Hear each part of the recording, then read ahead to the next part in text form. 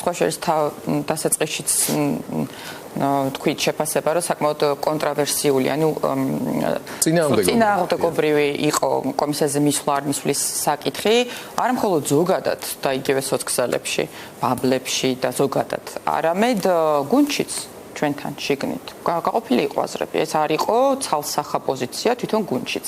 მე ვიყავი მისვლის მომხრე და მე თუ მაქვს საშუალება ჩამოვაყალიბებ რატო ვიყავი მისვლის მომხრე და როგორც დასრულდა დღევანდელი კომისია ეს ჩემი არგუმენტები რაც მქონდა ჩემი შეფასებით გამართლდა, მაგრამ იყვნენ ადამიანები არც თუ ისეთ წოთა რომლებსაც განსხვავებული პოზიცია ჰქონდათ. და ეს პრინციპში გახარიამაც ახსენა კომისიაზე და ძალიან საბოლოო ჯამში დღეს მიიღო მან საბოლოო გადაწყვეტილება. რა იყო ეს არგუმენტები, რის გამოსხმენ საჭიროებს ვლებდით რომ მე პირადად პირველი ძალიან დიდ შეცდომა და პირდაპირ ვიტყვი გიორგი დანაშაულის ტოლფა შეცდომად მგონია რომ როგორც ივანიშვილმა დაყო იქითა და აქეთა საქართველოს გულისხმობ ამ შემთხვევაში ოცნების სამმართველოს არ ესაუბრება ოპოზიციური სპექტრი. ჩვენ ვცდილობთ სხვადასხვა არხებით, მაგრამ ახლა იმედზე სრულად აკრძალულები ვართ რუსთავი ორზე სხვათა შორის დანარჩენი ოპოზიციონერი ლიდერები არ არიან აკრძალული, მე გულისხმობ ესე პირდაპირ ეთერებს, მაგრამ პერსონალურად გახარია აკრძალულია 4 წლის განმავლობაში ძალიან ბევრი მცდელობის მიუხედავად გახარია რუსთავი ორზე არის აკრძალული ხასუსამ მიუხედავად იმისა, რომ სხვა ოპოზიციონერი ლიდერები ძალიან ხშირად არიან. ჩემი აზრით აქვს ძალიან კონკრეტული პოლიტექნოლოგიური ახსნა, იმიტომ რომ თქვენი სუბიექტი არის ის, რომელიც ქართული ოცნების ტრადიციულ აუდიტორიაზე მუშაობს, ელექტორალური პერსპექტივაც და ბაზისიც იქით აქვს. ოპოზიციის დანარჩენი ოპოზიციის წარმომადგენლების კომუნიკაციას მათთან გადამწყვეტი მნიშვნელობა არ აქვს. ამ ხრივ საფრთხეს ვერ ხედავენ, ამიტომ გახარიას ან გახარიასებს იქ არაჭაჭანებენ. მაგნეწელში ჩემი საქმე ანუ შეგვიძლია ჩავთვალოთ, რომ ეს იყო კომუნიკაციური გარღვევა შესაძლებლობა ოცნების აუდიტორიას იმიტომ რომ რა თქმა უნდა ოცნების აუდიტორიისთვის ტყუილ არ არის რუსთავი ორზე აკრძალული მხოლოდ გახარია აბსოლუტურად სწორად თქვით, იმიტომ რომ გიორგის გახარიას მათ ყოფილ პრემიერს, რომელიც იყო ყველაზე პოპულარული პრემიერი, აქვს წვდომა უხეშად ვამბობ. ეს გასაგები არგუმენტია, მოდი შევაფასოთ რამდენად მიღწეული იქნება. ეს ერთი არგუმენტი, მეორე საერთოდ დაკავშირებული არ არის არალეგიტიმაციასთან, დღესაც თქვა პრინციპში ჩვენი ორი კვოტა გვაქვს, მაგრამ არ ვიყენებთ ხო რომ აღიარებდეთ საერთოდ არალეგიტიმური და ლეგიტიმური საერთოდ კავშირში არ არის. ეს ჩემთვის თავიდანვე არ შეიძლება იურისტი რო ვარ, ამიტომ უყურებ ამას ძალიან სხვა ლოგიკით, მაგ ლოგიკით მაგალითად მურუსიძის სასამართლოშიც არ უნდა ვიაროთ, იმიტომ რომ ეს არც იარონ ჩემი აზრით თუ პოლიტიკოსებზე მაგალითად ამ არალეგიტიმური ოცნების მიღებულია ის გამკაცრებული სადამსჯელო კანონმდებლობა 500 ლარით 5000-მდე რო გაზარდეს და ადამიანებს რა ჯარიმები, მაგრამ იძულებულები არიან ჩვენი მოქალაქეები, რომ ეს ჯარიმები გადაიხადონ. ხო, ეს ხო არ ნიშნავს, რომ ჩვენი მოქალაქეები ვინმეს ლეგიტიმაციას აძლევენ. ჩვენ მოქალაქის და პოლიტიკური ლიდერის სტატუსს და პოლიტიკოსის დამეთანხმებით განსხვავებულია. რა თქმა უნდა განსხვავებულია, მაგრამ კომისიის რეპრესიული ინსტრუმენტების წინაშე იძულებით მოხსნების ხარისხს სხვა ახსნა აქვს და პოლიტიკური ლიდერების მაგალითად სხვა. განსხვავებულია, მაგნეწელში არ გეკამათებით, მაგრამ ზოგად პრინციპს ვამბობ. ასევე მაგალითად მე ხშირად მომისმენია მე და თქვენს გვისაუბრიათ, თქვენ და გახარიასაც ხშირად და არა მხოლოდ ამ ეთერში, რომ აი თუ მანდატებს გახარია არ ჩახსნის, ლეგიტიმაცია ექნება ამ პარლამენტს. აქვს. ანუ ნახეთ, ყველა ჯერზე ძალიან დიდ პოლიტიკურ შეცდომად მიმაჩნია მე პირადად, რომ ყველა ჯერზე ოპოზიცია ყველას არ ეხება, მაგრამ ბევრი ოპოზიციონერი მაგალითად ამას ამბობს, რომ აი ახლა ამას თუ იზამთ, ლეგიტიმაცია მიენიჭება. ლეგიტიმაცია ვეღარ მიენიჭება, იმიტომ რომ ეს არის შემდგარი ფაქტი. ამ გაყალბებული ძალადობის შედეგად შემდგარი თუ რაც არის შეკრებილი პარლამენტის არალეგიტიმურობა არის შემდგარი ფაქტი და ყველა ჯერზე ამ შემდგარი ფაქტისთვის საკუთარი ხელით კითხვის ნიშნის დასმა, ეს მგონია ძალიან დიდი პრობლემა. ამიტომაც ზედმეტად აღარ ვპედალირებ ეს სიტყვა, მაგრამ ეს თემა, თუმცა იგივე ბატონმა გიორგიმ საუბრის დროს ახსენა, რომ მას აქვს გარკვეული ინფორმაცია, რომ სხვა ოპოზიციური პარტიები აწარმოებენ გარკვეულ მოლაპარაკებებს მანდატების აღდგენასთან დაკავშირებით. თითქოს ეს ნახევრად ხუმრობით იყო ნათქვამი, მაგრამ მაინც სუდად მოხდა ძალიან ყურს და არსებობს რამე ინფორმაცია ფლობს თქვენ ამის. დარწმუნებული ვარ, გახარია თქვენთან ხშირად დადისტურა და დარწმუნებული ვარ, რომ მოგეცემათ შესაძლებლობა, რომ ეს კითხვა მას და ხო, იმიტომ რომ ეს უნდობლობას აღუგებს უფრო ოპოზიციურ ფლანგზე და ხალხში და ასე შემდეგ და ამ ტიპის ხუმრობებსაც რა თქმა უნდა ჭირდება კონტექსტში სწორად. თუმცა დრო მე ბევრ რაღაცას აჩვენებს ხოლმე და აი დავასრულებთ თუ შეიძლება თქვენს ახსენეთ ჰიბრიდული ომი. რასაც ახლა ოცნება აკეთებს ამ კომისიის გამოყენებით. სამწუხაროდ ეს ნაწილობრივ გამოსდის, ხო, არის ჰიბრიდული საინფორმაციო ომის საკუთარი მოქალაქეების წინააღმდეგ. ეს არის ჩვეულებრივი როგორ გითხრათ, ტვინის გამორიცხვა ძალიან ისეთი ცუდი ნათქვამი არ მინდა რომ რაღაც მოქალაქის შეურაცხყოფა მივაყენო, მაგრამ ამის მცდელობა ეს არის მიზანი და ამ ჰიბრიდულ ომში ჩვენი მოქალაქეების, მათ შორის ქართული ოცნების ამომრჩევლის მარტო დატოვება ივანიშვილთან ჩემთვის არის დანაშაული. და ნუ კიდე სხვა არგუმენტებიც მქონდა, მაგრამ ეს სხვა კითხვები. პირველი კითხვა უკავშირდება პოლიტიკურ შეთანხმებას, რომელიც საჯაროდ გამოაცხადა წინააღმდეგობის პლატფორმის ლიდერმა ქალბატონმა სალომე ზურაბიშვილმა. პრინციპში ერთადერთი, რაზე თანხმობაზეც მან ყოველ შემთხვევაში მას ასეთ შთაბეჭდილება შეექმნა, თორე ამ ხელქალი ასეთ ყვილად არ დაიწყებდა ამ თემაზე საუბარს, თქვა რომ ამ საკოორდინაციო პლატფორმაში მონაწილე პოლიტიკური პარტიები იმაზე შეთანხმდნენ, რომ არ მიიღებენ მონაწილეობას არალეგიტიმური პარლამენტის კომისიაში. იყო ასეთ რაღაც. რატომ დაირღვა თუ ეს შეთანხმება იყო?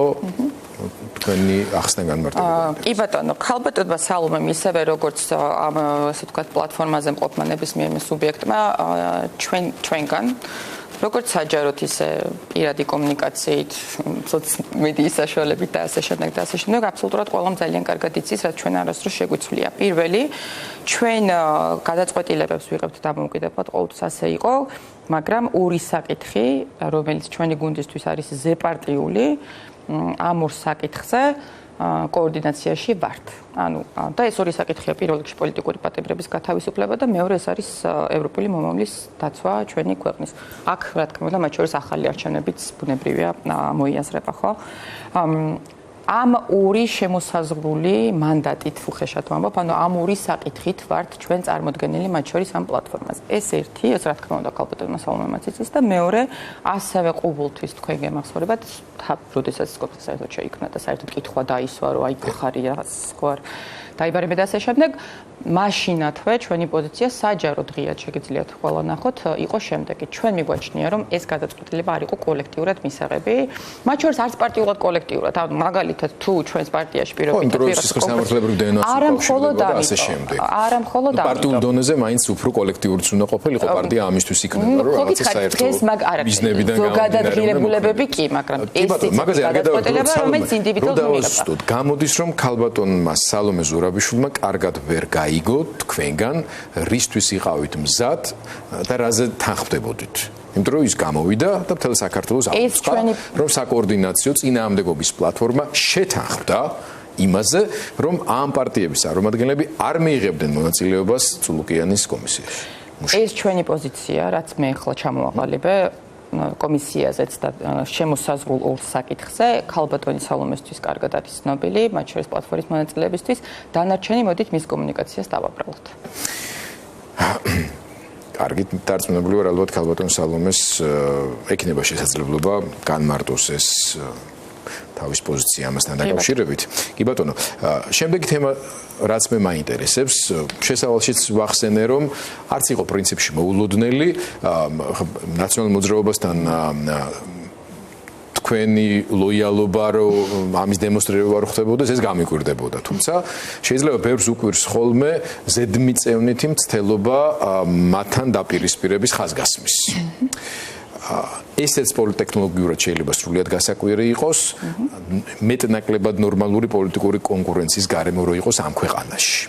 მე მოგვიანებით ვანახებ მაყურებელს და დღეს ქართული ოცნება შეიკრიბა, მათი პოლიტსაბჭო კი არა და ფრაქცია, უმრავლესობა, შემადგენლობა და ძალიან სასიხარულო ამბავი გვამცნო ბატონი მდინარაძის პირით, რომელიც დროების და ჩემი ინფორმაციით უახლოს ხანებში გომელაურ ჩაანაცვლებს შინაგან საქმეთა მინისტრის პოსტზე. მაგრამ დაუბრუნდეთ, რა თქვა გომელაურმა რითი გაგვახარა, რომ ჯერ არ ავგრძალავთ პოლიტიკურ პარტიებს. გომელაურმა თუ დინარაძემ. დინარაძემ, დიახ.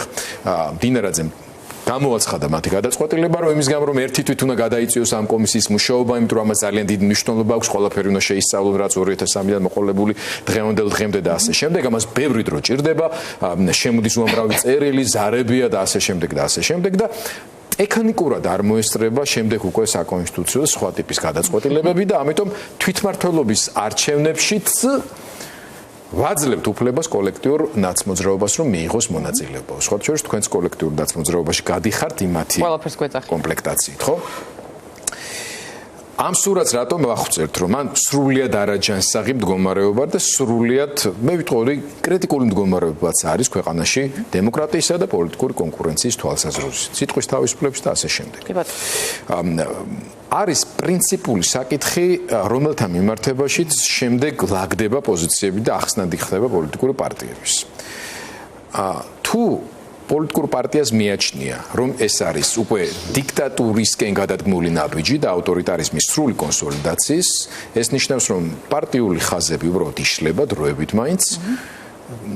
გაერთიანების არა მარტო პარტიული, არამედ ყველა საზოგადოებრივ და აქტიური ჯგუფის გაერთიანების ამოცანა გადმოდის წინაპლანზე, რომ გადარჩეს დემოკრატია, რომ მერე ჩატარდეს არჩევნები და ასე ვთქვათ, რაღაც წესების, დემოკრატიული წესების ფარგლებში კონკურენციამ შედეგი მოიტანოს. თუ პარტიას მიაჩნია, რომ არ არის ასე კატასტროფულად საქმე და არც უკვე რუსეთს ყავს პირდაპირ მართვაზე აყვანილი ეს ქვეყანა, მაგ შემთხვევაში მას აქვს მოლოდინი, რომ ჯერ კიდევ არის სივრცე პოლიტიკური კონკურენციისთვის, ამიტომ ის რომ მე ნაცმოძრაობისაგან ჩემს სრულ განსხვავებას გაუსმევ ხაზს, გამოვყოფ და ასე შემდეგ და ასე შემდეგ ეს მუშაობს. მაგრამ ამ შემთხვევაშიც კონკრეტული შეკითხვა თქვენთან, ბატონ გახარიასთან და თქვენს პარტიასთან მიმართებაში. აი, მე უსმინე თითქმის მთლიანად 6 საათის განმავლობაში სიახლე არ ყოფილა, თუმცა კიდევ ერთხელ დავწმუნდი, რომ გახარიას და თქვენი პარტიის ამოცანას წარმოადგენს გარკვეულ ნაწილს საზოგადოების, ანუ ქართული ოცნების ტრადიციულ ამომრჩეველს, ან ოდნავ აცრუებულს დაუმტკიცოს, რომ ნაცებთან მიმართებაში ის უფრო ქოცია და რადიკალი, ვიდრე ბიძინა ივანიშვილი და კობახიძე. რამდენად სწორად მიგაჩნიათ საერთოდ ეს ტაქტიკა და იმის დამტკიცება, რომ კობახიძესა და თავად ივანიშვილზე უფრო შეუგუებელი, შეურიგებელი და მკაცრები შეიძლება იყოთ ნაცმოძრაობის ნაშთების განადგურებასთან მიმართებაში. პირველი გიორგი დავიწყებ იმას, ნაცობა რა არის, ხო? ჩვენ რას ვეძახით ნაცობას? ნაცობა სახლებდა და გვარები კი არ არის, ნაცობა არის მეთოდი. როგორ ექცევი შენს მოქალაქეს. დღეს აი ეს ბრიფინგი რო ჩაატარა დინარაძემ და როგორც ამბობენ, შაბაჭორია, მაგრამ ვიცი რომ თქვენი ერთ ფორმულამ გააჟღერა, შეიძლება ვიხილოთ და ეს გამოჩნდება შესმინისტრად და ასე შემდეგ. და არა მხოლოდ ეს დინარაძე, არამედ უმრავლესობა დღეს ვინც ოცნებაშია, იყვნენ ის ადამიანები, რომლებიც ძალადობრივი რეჟიმის წინა ძალადობრივი რეჟიმის წინა ხელისუფლების ან დამფინანსებლები იყვნენ, ან მათი ესე ვთქვათ, შემოქმედი იყვნენ ამ ყველაფრის, ან მოსამართლეები იყვნენ მათი, ან მათი იდეოლოგები იყვნენ. ამიტომ ახლა დინარაძე ამაზე რო ლაპარაკობ, ჩემთვის ძალიან ანტინაცური განწყობის მქონე მოქალაქისთვის ძალიან სასაცილოა. ეს ერთი. მეორე, დღეს დინარაძე რო გამოვიდა და თქვა, რომ ნაცების აკრძალვა, ხო ესე შეფუთეს ეს კომისია, ხო? ესეც ელექტორალური გათვლა არის, ხო, მათი მხრიდან. დღეს დინარაძემ საკუთარ მოქალაქეებს უთხრა, ამომრჩევლებს უпроსტად, რომ ჩვენ კიდევ ერთხელ მოგატყვეთ და კიდევ ერთხელ ბოდიშმხრი ტერმინისთვის გადაგაგდეთ. იმიტომ რომ არ ვაპირებთ ნაცების აკრძალვას. ხო, ამითი ძალიან ბევრი რაღაცას ამართლებენ, ხო? თვითმართველობამდე არ აგრძალავთ. მერე აგრძალავთ აუცილებლად. კარგი თქო, კი ბატონო თქო. ეს მეორე. თქვენ დასვით შეკითხვა, თვლით თუ არა, უпроსტად ხო, ესეთ შეფასება, რომ შეიძლება ვიღაცა თვლის, რომ არ არის ახლა ესეთი მძიმე სიტუაცია არის. მაგრამ გვჯერა და დარწმუნებულები ვართ იმაში, რომ ივანიშვილს ნაცმოძრაობა ვერ და არ დაამარცხებს. საქართველოს მოქალაქეებს დიდი ხნის განმავლობაში არჩევანი ჰქონდათ მხოლოდ ლურჯსა და წითელს შორის, ხო, ეს იყო ფაქტი. იყვნენ სხვა პატარა პარტიები, მაგრამ მათ არ ჰქონდათ ის ძალა, 3% იყო თუ სწორედ მახსოვს, მაგალითად ლეულო მხოლოდაც შეიქმნა, თუმცა მოლოდინები მაღალი იყო და ასე შემდეგ, მაგრამ მათ ვერ მოიჭიდეს, ასე ვთქვათ, ამ არანაცურ, არაქოცურ, არამედ სხვა ალტერნატივად, მათ ეს ალტერნატივა საქართველოს მოქალაქეებს ვერ შესთავაზეს. მე 2021 წელს გადამდგარი პრემიერ-მინისტრობიდან გადამდგარი და ვიმეორებ პრემიერ-მინისტრი, რომელიც თქვენც იცით, რომ ძალიან პოპულარული იყო ქართული ოცნების ამომრჩევლისთვის, ოპოზიციიდან აგრძელებს ბრძოლას, ვაყალიბებთ ახალ პარტიას და პირველივე და დღესაც ხო თქვენც ახსენეთ, რომ თქვენს კოლექტიურ ნაცმოძრაობას გეძახიან, რატომ აკეთებენ ამას? რატო აკეთებს ამას ივანიშვილი, ხო? ივანიშვილი ამას აკეთებინებს თავის პარტიას, იმიტომ რომ ის ხედავს ამაში ძალიან დიდ პრობლემას და მას აქვს ამის შიში, რომ თუ გახარია და გახარიას გუნდი რაღაცნაირად არ გავანაცე, ის ჩემთვის პრობლემაა. ეს არის ფაქტი. ივანიშვილს ნაცმოძრაობა ვერ ასრულებს, ვერასდროს ვერ დაამარცხებს ივანიშვილი ნაცმოძრაობას, ივანიშვილს დაამარცხებს ალტერნატივა ნაცმოძრაობის და ქართული ოცნების მიღმა არსებული ალტერნატივა. ამიტომ, როდესაც თქვენ მაგალითად დასვით კითხვა, რომ ხედავთ თუ არა რომ ესეთი ძალიან დიდი პრობლემის წინაშე დგას, ეს ქვეყანა ძალიან დიდი პრობლემის წინაშე დგას. ეს ქვეყანა ზუსტად ამიტომ სხვათა შორის ნაცმოძრაობასაც წესით უნდა ესმოდეს. აი დღეს მაგალითად ნახე ნაცმოძრაობის ერთ-ერთი ლიდერის განცხადება გახარიას კომისიაზე მისვლაზე ზუსტად ერთ-ერთში ვერბალურად ვორდინგის თვალსაზრისით ზუსტად იგივეა, როგორც მაგალითად გახარიაზე საუბრობს ალუდა ღუდუშაური. ალუდა ღუდუშაურის და ლევან ხაბეიშვილის ვორდინგები ხარიაზე ერთმანეთს ემთხვევა, ეს არის ჩვენი სიძლიერე და არა პირიქით. და ჩვენთვის მნიშვნელოვანია რომ ეს დაინახოს ამორჩეველმაც. ბოლო კითხვა მაქვს და ანა მართლა მაინტერესებს. შეიძლება ამას კონდეს თავისი აზრი არგუმენტი თქვენი მხრიდან, თქვენი პოლიტიკური გათვლების, თქვენი მხარდამჭერების, გასაფართოებელი აუდიტორიის განწყობების სპეციფიკის გათვალისწინებით, მაგრამ თუ იმას ვაცნობიერებთ, რომ დღეს რუსულ ძალასთან დაპირისპირების ეტაპზე გადამწყვეტი ფაზა არის, ასე ვთქვათ, და ამისთვის აუცილებელი არის ყველა დემოკრატიული ძალის, ყველა პროდასალვური ძალის, ყველა რაღაცა მცირე მაგ შესაძლებლობის მქონე საზოგადოებრივი ჯგუფის გაერთიანება. ნაციონალური მოძრაობის გარეშე შეიძლება რომ აქეთ რაღაცა ტიპის კონგლომერატი შეიქმნას, რომელიც აი ამ საფრთხეს გამოკლავდება და დაალაგებს და თუ ასეთი არის. სად არის მაშინ ეს ნაბიჯები, თუნდაც გახარიასა და თქვენის მხრიდან, რომ ვიღაცეებთან ერთად მაინც მსხვილდებოდეთ, ლაგდებოდეთ და კოორდინაციის უფრო მაღალი ხარისხი. კი ბატონო. მე ხო არ მithქვამს, რომ ნაცმოძრაობას თავისი ამორჩეველი არ ყავს. ვარდნა აქ ამ ამორჩეველში, მაგალითად თბილისში მეხუთე ადგილზე გავიდნენ. ნუ გასაგებია ხა ყველას გაგვიყალბეს ეს არჩევნები, მაგრამ ფაქტია, რომ დედაქალაქში პოლიტიკური ცენტრში მეხუთე ადგილზე გავიდნენ. ეს არის ესე ვთქვათ, რა თქმა უნდა, არ მაბობ, რომ გაქრა, მაგრამ თავისუფალ ვარდნაშია, მოდი ესე ვთქვათ, ნაცმოძრაობის ელექტორალური ბაზა ეს ერთი და ერთი ძალიან მნიშვნელოვანი მაგალითად რომ გაიხსენოთ არჩევნებამდე ივანიშვილის ინტერვიუ განსაკუთრებული ზიზღით ბოდიში და აგრესიით საუბრობდა გახარიაზე და გახარიას გვერდით მყოფ ადამიანებზე. კი, ვერ მომინელებიო ეს სიტყვა. კი ბატონო.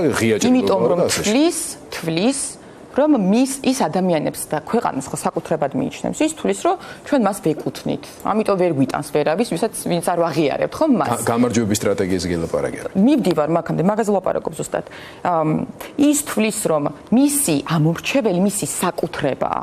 ამიტომ ეზიზღება ჩვენი გუნდი, რომ იცის ზუსტად, რომ გახარიას შეუძლია მას ელექტორალურად ძალიან დიდი ზიანი მიაყენოს. და ნახეთ რა თქმა უნდა ხო, მაგრამ უნდა მივიდეთ მაგამდე. ნახეთ, დღეს მდინარაძემ რა განცხადებაც გააკეთა. მე დარწმუნებული ვარ, ეს არ იყო შემთხვევითი, რომ ეს განცხადება გაკეთდა დღევანდელი საგამოძიებო კომისიის შემდეგ და რას გულისხმობ. ხომ თავის ამომრჩეველს პირდებიან ამას. მათი გადმოსახედიდან რო შევხედოთ, ისინი საკუთარ ამომრჩეველს პირდებიან, რომ ჩვენ ნაცმოძრაობას ავგრძალებთ. დღეს ამბობენ, რომ უი არა რაღაცა ვერ ვასწრებთ და ვერ ავგრძალებთ. რატომ იცით? ამ ხატის შენარჩუნება სჭირდებათ მათ შორის არჩევნებისთვის. ეს არ არის, აი ერთს ვიტყვი დღევანდელ კომისიაზე მინდა ასევე დრო გაგვექცა უბრალოდ ძალიან და მოკლედ ვიტყვი დღეს მთავარი რაც მოხდა კომისიაზე, ჩემი გადმოსახედიდან იყო ის, რომ ძალიან ცალსახად ოცნების წარმომადგენლები ცდილობდნენ ივანიშვილი გაეყვანათ, გაექროთ ოციმნისის კონტექსტიდან და გაექროთ გახარიას გადადგომის კონტექსტიდან. ეს იყო მთავარი ჩემთვის. თავარი მე შესაძლოა აღნიშნე კიდეც და მე მგონი მაყურებელმაც ეს კარგად აღიქვა მთელი დღის განმავლობაში და საღამოს უკვე ახალ ფორმულაში ძალიან კარგად იყო წარმოჩენილი მანამდე ფორმულას დღეშიც. ძალიან დიდი მადლობა ანა ბუჩკურს.